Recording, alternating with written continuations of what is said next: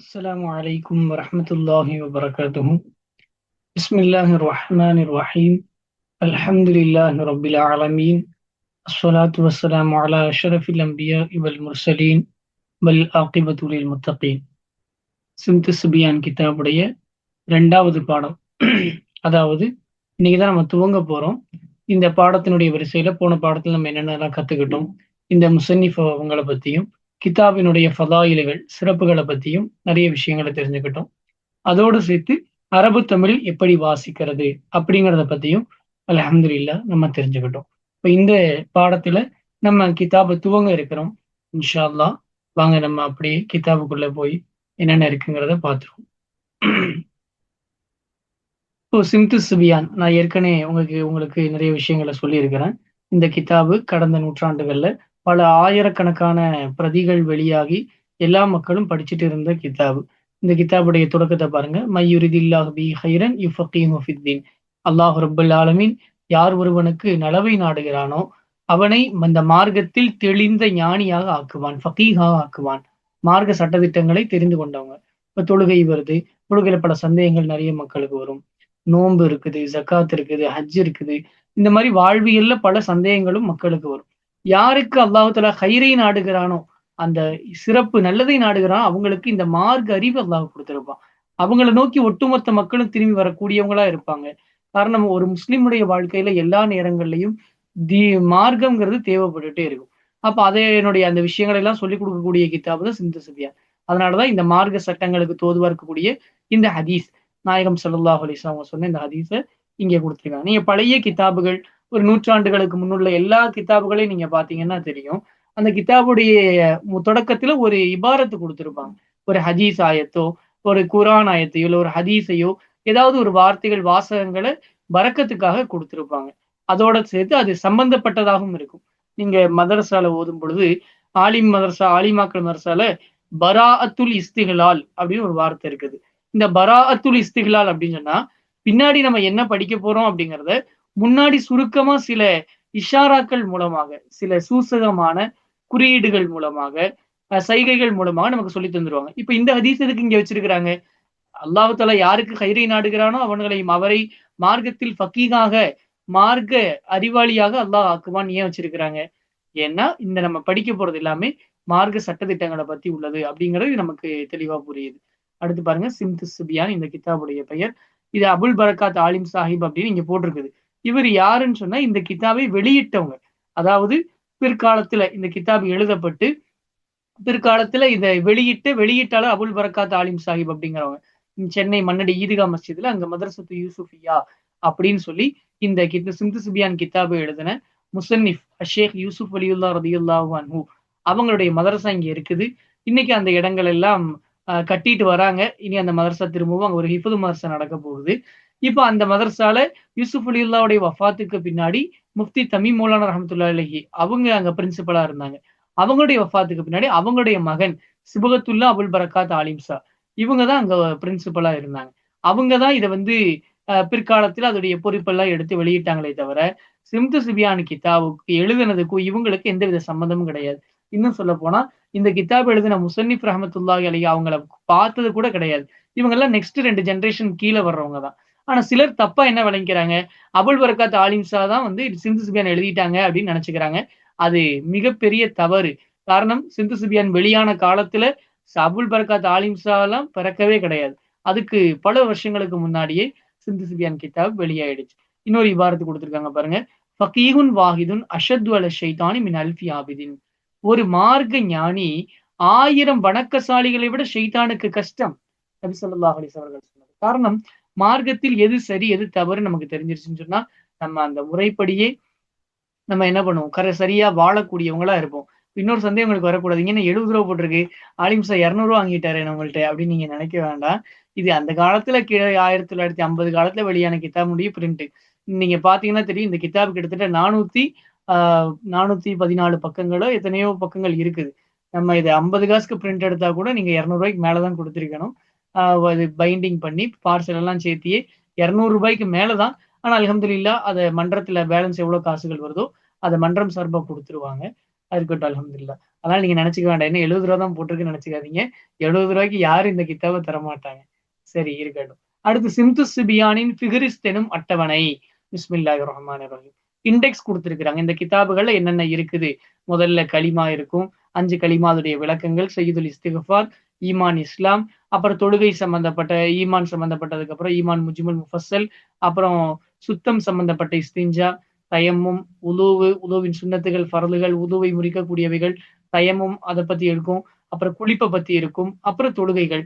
ஒரு வகையான தொழுகைகள், அதனுடைய நிய்யத்துகள், ஃபர்லுகள், உள் ஃபர்து, வெளி ஃபர்து, சுன்னத்து, வாஜிபு, அதே மாரி ஒரு தொழுகையினுடைய துஆக்கள், அப்புறம் தராவீஹ் தொழுகை, ஜனாஸா தொழுகை, தொழுகையினுடைய வகைகள், அதுல உண்டான கராகத்துகள் எல்லாம் விளக்கிருவாங்க.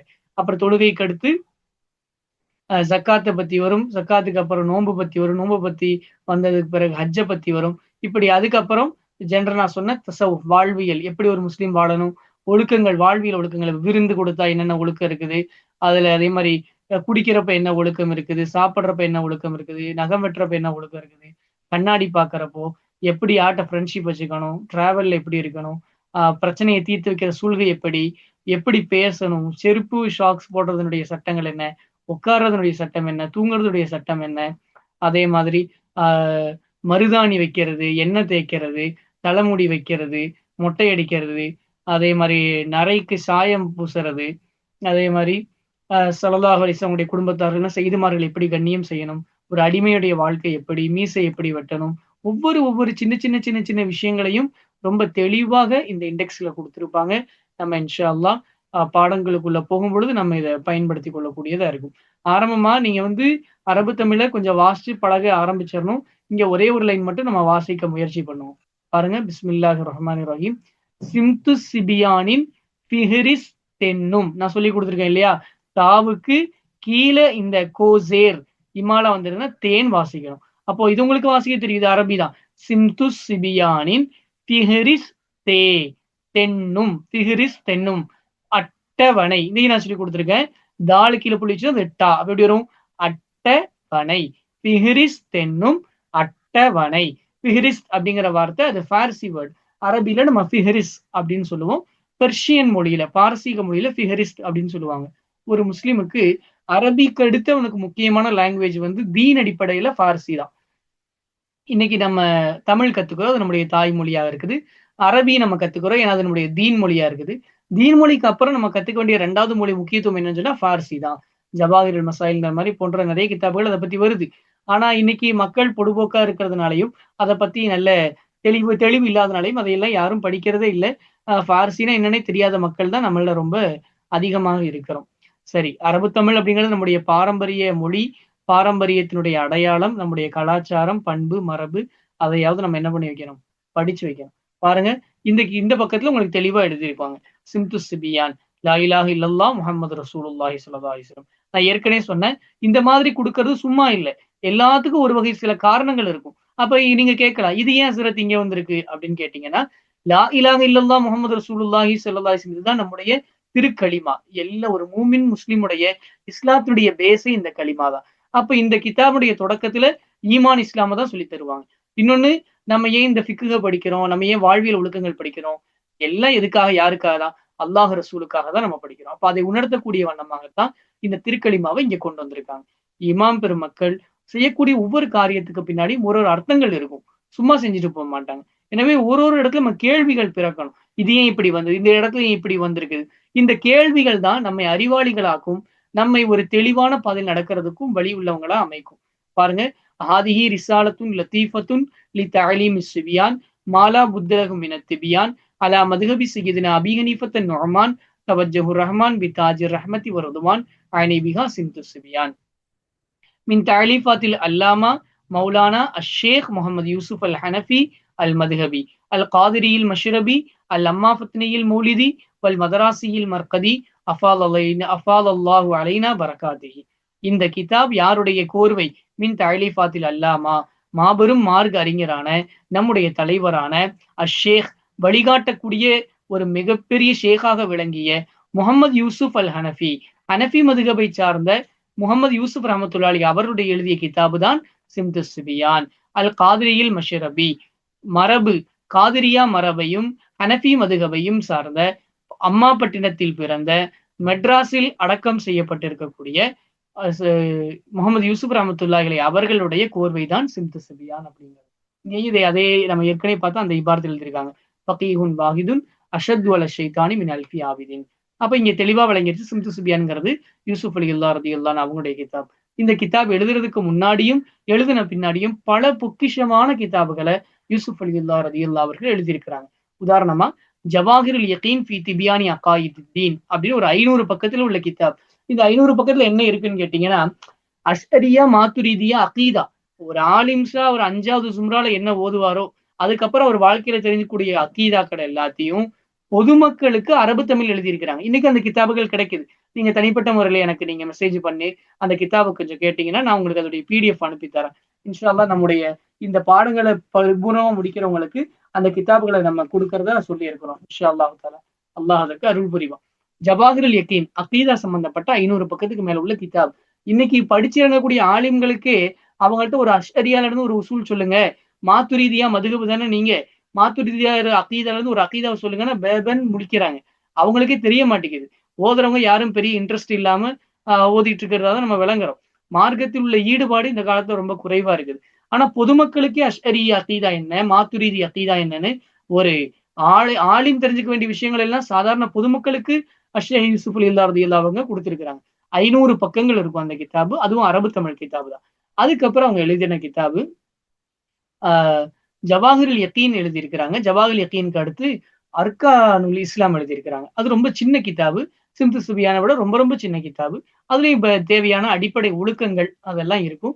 கொஞ்சம் உடைஞ்சு சிதிலமடைஞ்ச சூழ்நிலைகள் தான் அந்த கிதாப் நமக்கு கிடைச்சது. அதுக்கப்புறம் துரருல் ஹிசான் ஒரு கிதாப் எழுதியிருக்கிறாங்க. அது வந்து 1200 பக்கங்கள் கிட்ட இருக்குது. அதுல என்ன இருக்குன்னு கேட்டீங்கன்னா, வெறும் சுத்தம், குளிப்பு, உது செய்யறது, தயமம் செய்யறது. அடுத்து தொழுகையில ஒரு காவாசி இருக்குது. இவ்வளவுதான். இந்த விஷயத்தை மட்டுமே 1200 பக்கங்களுக்கு அவ்வளவு தெளிவா எழுதி இந்த சமுதாயத்துக்கு வேண்டிய ஒரு மிகப்பெரிய சேவை செஞ்சிருக்காங்க. அவ்வளவு ஆழமான அறிவு கொண்டவங்க. அதனாலதான் அவங்களுடைய மௌலிதுல ஒரு வார்த்தை வருது, மல்லஹூமு மாசிலுன் ஃபி ஃபிக்ஹி தீனி நஸ்ஸஃபி கான அஃப்கஹல் ஃபகீஹி. அவங்கள மாதிரி ஃபிக்ஹ் துறையில ஈடு இணைய யார் இருந்திருக்கா அந்த காலத்துல? அவங்க ஃபக்கீகளுக்கெல்லாம் ஃபக்கீஹு, மார்க்க அறிஞர்களுக்கெல்லாம் மாபெரும் அறிஞர் அப்படின்னு அவங்களுடைய மௌலிதுல வருது. அதே மாதிரி அவங்களுடைய ஃபத்துவாக்களுக்கு மக்கா மதீனால கிடைத்த சிறப்பும் அங்கே அவங்களுக்குள்ள பெரிய பேரும் அந்த ஃபத்துவாக்கள் நம்ம ஆராய்ச்சி செஞ்சு படிக்கும் பொழுது நமக்கு தெரிய வருது. அந்த மாதிரி ஜவாஹில் யகீனுக்கு அடுத்து அர்கானுல் இஸ்லாம் எழுதியிருக்காங்க, துருல் இசான் எழுதியிருக்காங்க. துருல் இசானுக்கு அப்புறம் தான் சிம்து சிபியான் எழுதியிருக்கிறாங்க. ஏன் சொல்றேன்னா இதனுடைய 90 95வது பக்கத்துல ஒரு வார்த்தை வரும். ஒரு மசாலாவை சொல்லிட்டு இதை நீங்க துருல் இசான்ல வேணா எடுத்து பாருங்க அப்படின்னு வரும். அப்போ துருல் இசான் முன்னாடியே எழுதிட்டாங்க அப்படின்னு நமக்கு தெரியுது. சிம்து சிபியானுக்கு அப்புறம் யவாக்கித்துல் ஃபலாஹ்னு ஒரு கிதாப் எழுதியிருக்காங்க. அது 500 பக்கம் உள்ள கிட்டத்தட்ட 500 பக்கத்துக்கு மேலதான் இருக்குது. அது திருமணம் பற்றி உள்ள கிதாப். கிட்டத்தட்ட 500 பக்கத்துக்கு வெறும் திருமணத்தை பற்றிய ஒழுக்கங்கள், அது எப்படி ஒழுக்கமா நடந்துக்கணும், எல்லாம் ஒரு இன்றைய கால இளைஞர் இளைஞிகள் என்ன தெரிஞ்சு வச்சுக்கணும், ஒரு முஸ்லிம் என்னென்னலாம் தெரிஞ்சு வச்சிருக்கணும் திருமணத்தை பத்தி, இதை பத்தி 500 பக்கத்துக்கு மேல எழுதியிருக்காங்க. அதே மாதிரி அதுக்கப்புறம் அவங்க ஷரஹு ஐனுல் இல்ம்னு ஒரு அரபியில ஒரு ஹாஷியா எழுதியிருக்கிறாங்க. ஐனுல் இல்ம்ங்கிறது ஒரு உலக புகழ் பெற்ற ஒரு கிதாப். அந்த கிதாபுக்கு அரபியில ஒரு ஹாஷியா எழுதியிருக்காங்க. இன்னைக்கும் இவங்க எழுதின இந்த ஹாஷியான்னு சொன்னா விளக்க உரை. இந்த சைட்ல எல்லாம் எழுதியிருக்கும் இல்லையா, இந்த மாதிரி இருக்கிறதா ஹாஷியா. மத்தன் அப்படிங்கிற வார்த்தை ஞாபகம் வைங்க. மத்தன் அப்படின்னு சொன்னா இங்க மெயின் எழுதியிருக்கிறாங்கல்ல, இது மத்தன். இதுக்கு விளக்கம் சைட்ல எழுதியிருந்தாங்கன்னா அதுக்கு பேர் ஷரகு. எல்லாத்துக்கும் விளக்கம் கண்டினியூவா எழுதிட்டே இருந்தா அதுக்கு பேர் ஷரகு. அங்கங்க உள்ள வார்த்தைகளுக்கு மட்டும் தேடி எடுத்து எழுதக்கூடிய விளக்கங்களுக்கு ஹாஷியா அப்படின்னு சொல்லுவாங்க. விளக்க உரை. தமிழ்ல சொன்னா ஹாஷியாவை காண்டிகை உரை அப்படின்னு ஒரு வார்த்தையை பயன்படுத்துறாங்க. இப்போ அந்த ஐநூலிலுக்கு ஹாஷியா இவங்க எழுதியிருக்கிறாங்க. இவங்களுடைய வஃபாத்துக்கு முன்னாடிதான் ஷம்சுல் ஈமான் ஃபி இஸாலத்தில் குஃப்ரி வத்துகுயான், அதுவும் அகீதா பத்தி உள்ள கிதாபு. அதுவும் அரபு தமிழ்ல தான் இருக்குது. எக்கச்சக்கமான கிதாபுகள், எக்கச்சக்கமான ஃபத்துவாக்கள், எக்கச்சக்கமான ஹிதுமத்துகள் இந்த தீனுக்காக செஞ்சிருக்கிறாங்க. ஏன்னா இவ்வளவு ஹிதுமத்து செஞ்சவங்களை கூட தமிழ்நாட்டுல இன்னைக்கு பெருவாரியான மக்களுக்கு தெரியாம இருக்கிறது நமக்கு பெரிய ஆச்சரியமா இருக்குது. இந்த அளவுக்கு வரலாறுகள் நம்ம தமிழ்நாட்டுல அடுத்த கட்ட தலைமுறைகளுக்கு போகாம இருந்தது ஒரு பெரிய கைசேதம் தான் அப்படின்னு நான் எப்பயுமே நினைக்கிறது உண்டு. சரி, இந்த அல்லாஹ் ரபுல் ஆலமீன் நமக்கு ஒரு நல்ல வாய்ப்பை கொடுத்திருக்கிறான். அவங்களுடைய இந்த கிதாபுகள் உள்ள இந்த அற்புதமான பொக்கிஷமான விஷயங்கள் எல்லாம் தெரிஞ்சுக்கக்கூடிய வாய்ப்பை அல்லாஹ் நமக்கு தந்திருக்கு. அல்லாஹ் ரபுல் ஆலமீன் அந்த இறைநேச செல்வர் ஷேக் யூசுப் அலியுல்லா ரதியுல்லான் அவருடைய பரக்கத்தினால் நம்முடைய பாடங்களை தாயும் காயுமாக ஆக்கி பயனுள்ள அவர்களிடமிருந்து பயன்பெறக்கூடிய மக்களாக, நம்மால் 4 பேருக்கு பயன் தரக்கூடிய மக்களாக அல்லாஹ் நம்மை ஆக்குவானாக. அல்லாஹ் ரப்புல் ஆலமீன் அவர்களை பொருந்திக் கொண்டதைப் போன்று நம்மையும் பொருந்திக் கொள்வானாக. ஆமீன், ஆமீன் யா ரப்பல் ஆலமீன். இன்ஷா அல்லாஹ் இப்ப நம்ம ஹம்து ஸலாத்து சொல்லி இந்த கிதாப துவங்குவோம். நீங்களும் என் கூட சேர்ந்து சொல்லுங்க. சொல்லுங்க. பிஸ்மில்லாஹிர் ரஹ்மானிர் ரஹீம். அல்ஹம்துலில்லாஹி ரப்பில் ஆலமீன். வஸ்ஸலாத்து வஸ்ஸலாமு அலா ரசூலிஹி ஸய்யிதில் முர்ஸலீன் முஹம்மதின் வ ஆலிஹி வ ஸஹ்பிஹி அஜ்மஈன் வ பஅது.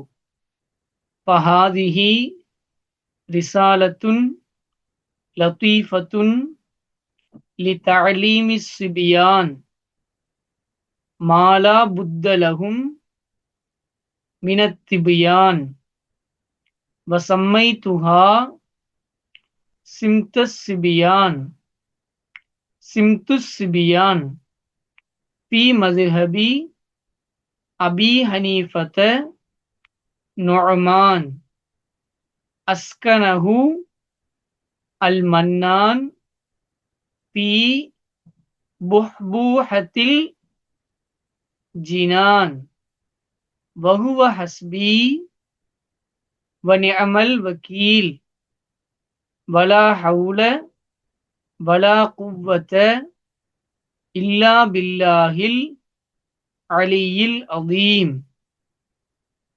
பிஸ்மில்லாஹிர் ரஹ்மானிர் ரஹீம். சரி, இப்போ இந்த முதல்ல முக்கத்திமா, இந்த முக்கத்திமால 5 கலிமாக்களும் அதோடைய அர்த்தங்களையும் சொல்லித் தருவாங்க. மேலதிக சில விளக்கங்களும் இடையில இருக்கும். இப்ப நம்ம இந்த கித்தாபுல என்ன செய்ய போறோம்னு சொன்னா, இந்த பாடத்துல ஒரு 5 வரிகள் மட்டும் வாசிக்க முயற்சி பண்ணுவோம். முதல் பாடங்கள்ல நம்ம அரபு தமிழ சரியா வாசிச்சு பழகிட்டா போதும் அல்ஹம்துலில்லாஹ். அதுக்கப்புறம் பாடங்கள்ல நம்ம கூடுதல் விளக்கங்களும் நம்ம தீனியான பேச்சுக்களுக்குள்ளேயே நம்ம போயிரலாம். முதல்ல நம்ம ஆரம்பமாக வாசிப்பு பயிற்சி. அதுதான் மெயினா நான் இந்த இடத்துல நாடுறது. பாருங்க, சொல்லுங்க. அவ்வல் கலிமா தொய்யிபு லா இலாஹ இல்லல்லாஹு. இதுக்கு பொருள் கொடுத்திருக்காங்க பாருங்க. வணக்கத்துக்கு வா ந, இந்த 3 கீழே புள்ளி இருக்கு பார்த்து கவனிச்சீங்களா? அப்ப அது என்ன ஆகும்? 3 சொல்லினா ஒரு இல்லையா? வணக்க, வணக்க, காஃபுக்கு மேல இது ஷத் இருக்கா? வணக்கத்துக்கு, வணக்கத்துக்கு சொல்லுங்க. வணக்கத்துக்கு பாத்திரவான் யாரும் இல்லை. பாத்திரவான் என்ன அர்த்தம்? தகுதியானவன். நாம் வணங்குவதற்கு தகுதியானவன் யாரும் இல்லை. யாரை தவிர? அல்லாஹு தஆலாவை தவிர. அப்ப அல்லாஹு தஆலாவை தவிர வணக்கத்திற்கு தகுதியானவன் யாரும் இல்லை. அப்படியே அதை அர்த்தம் இருக்குங்க. லா இலாஹ, வணக்கத்திற்கு தகுதியானவன் பாத்திரவான் யாரும் இல்லை. இல்லல்லாஹு, அல்லாஹு தஆலாவை தவிர. டைரக்ட் அப்படியே டிரான்ஸ்லேட் பண்ணிருக்காங்க பாத்தீங்களா? பொதுவாவே நம்ம சிந்து சுபியானோட எல்லா பக்கங்கள்லையும் பார்க்கலாம். முடிஞ்ச அளவு அதிகபட்சமாக எல்லா அரபி இபாரத்துகளுக்குமே தமிழ்ல அர்த்தம் இருக்கும்.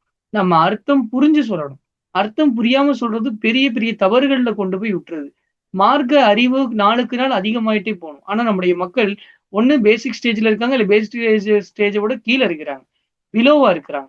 அபோவா தான் ஆகணும். அப்ப அரபில் நம்ம சொல்லக்கூடிய தொழுகையினுடைய திக்ருகள், ராத்தீபுகள், தஸ்பீகள் எல்லாத்தையுமே அர்த்தம் புரிஞ்சு சொல்லக்கூடியவங்களா இருக்கணும். பாருங்க, லா இலாஹ இல்லல்லாஹ், வணக்கத்துக்கு பாத்திரவான் யாரும் இல்லை அல்லாஹு தஆலாவை தவிர. அடுத்து பாருங்க, முஹம்மது ரசூலுல்லாஹ், முஹம்மது ஸல்லல்லாஹு அலைஹி வஸல்லம். சொல்லுங்க, முஹம்மது ஸல்லல்லாஹு அலைஹி வஸல்லம்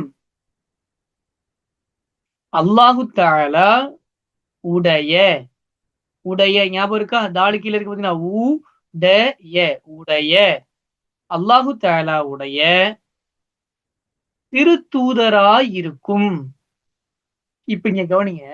இங்க நம்ம என்ன எப்படி படிப்போம்னா, திரு கரெக்டா படிச்சிருவீங்க, தூ கரெக்டா படிச்சிருவீங்க. ஆனா இத சான் படிப்பீங்க. பொதுவா அரபு தமிழ்ல, நம்ம தமிழ்ல வந்து சான்னு ஒரு வார்த்தை இல்ல இல்லையா? அப்ப இது என்ன பண்ணுறது? இதுக்கு தாக்கு தான் பயன்படுத்துவாங்க. ஆனா அந்த டைரக்ட் தாக்கு பயன்படுத்த மாட்டா. தாக்கு தான் நமக்கு என்ன இருக்குது? தா, தேக்கு மேல ஜபர் போட்டா தாவாயிரும் இல்லையா? இந்த இடையில இருந்து தா கொஞ்சம் சன்னமா வரும். அந்த இடத்துல இதை பயன்படுத்துவாங்க. இப்ப தூதரா இருக்கும்னு சொல்ல மாட்டோம். தூதரா இருக்கும். இந்த த இருக்குல்ல, அங்கதான் இங்க பயன்படுத்துறோம். அப்ப சாவை என்னைக்குமே அரபு தமிழ்ல சான் சொல்லவே கூடாது. அரபியில தான் அது சான் சொல்லணும். தமிழ்ல கிட்டத்தட்ட அது தாவினுடைய உச்சரிப்புக்கு தான் வரும். அப்ப இங்க எப்படி வரும்? அல்லாஹு தஆலாவுடைய திருத்தூதராய் இருக்கும். சொல்லுங்க. முஹம்மது ஸல்லல்லாஹு அலைஹி வஸல்லம் அல்லாஹு தஆலாவுடைய திருத்தூதராய் இருக்கும்.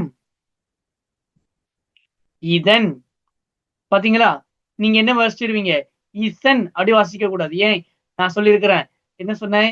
அரபு தமிழ்ல சா கிடையாது. அது தா தான். அப்ப இதன் விபரமாவது பாருங்க, திரும்ப இந்த சா இருக்கு பாருங்க. இந்த இடத்துல பா கரெக்டா வாசிச்சீங்களா? விப விப பா சொல்லிடக்கூடாது. ஏன்னா ஃபாக்கில புள்ளி இருக்கு இல்லையா? அப்போ விபர மாவது து சு சொல்லக்கூடாது. அப்ப இதன் விபரமாவது எதன் விபரம்? இந்த லா இலாஹ இல்லல்லாஹ் முஹம்மது ரசூலுல்லாஹ்வ இங்க விளக்குறாங்க. ஒவ்வொரு மூமினும் அல்லாஹு தஆலாவை எப்படி அவன் அகீதா எப்படி அவன் நினைச்சு வச்சிருக்கணும்? அல்லாஹ்வினுடைய தன்மைகள் என்ன? அப்படிங்கறது இந்த பாடங்கள்ல விளக்குவாங்க.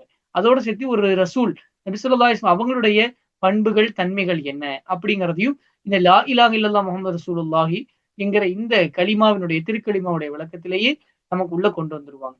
பாருங்க, இதன் விபரமாவது அல்லாஹு தஆலாவை தவிர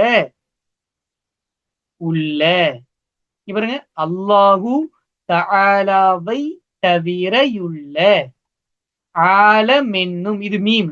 மீமுக்கு கீழே அந்த கோ சேர் போட்டிருந்தா என்ன வரும்? மே. அப்ப எப்படி வரும்?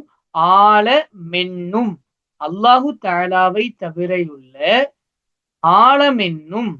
ஆலம்னா என்னன்னா, நான் அத பின்னாடி சொல்லுவாங்க. நாமல் முதல் முசல் இல்ல. இது என்னது? நாமல் முதல் மற்றும் மற்றும் தான் மத்தும் அப்படிம்பாங்க அந்த பழைய தமிழ்ல.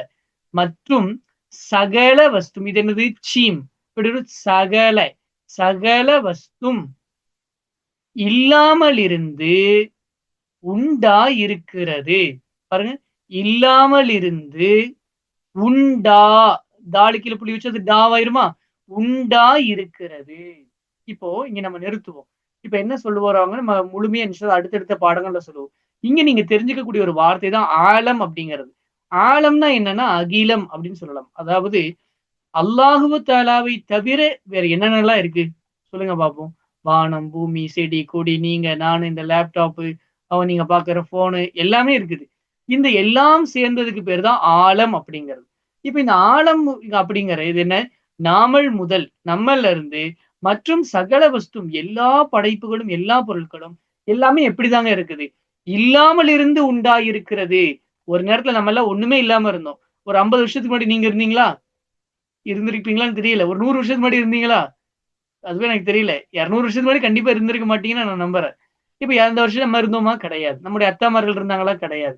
அப்போ நம்ம எல்லாமேக்கும் ஒரு பர்த் டேட்ன்னு ஒண்ணு இருக்கு. ஒரு எக்ஸ்பைரி டேட், ஒரு டெத் டேட்ன்னு ஒண்ணு இருக்குது. நம்ம எல்லாமே இல்லாம ஒண்ணுமே இல்லாம இருந்தோம்.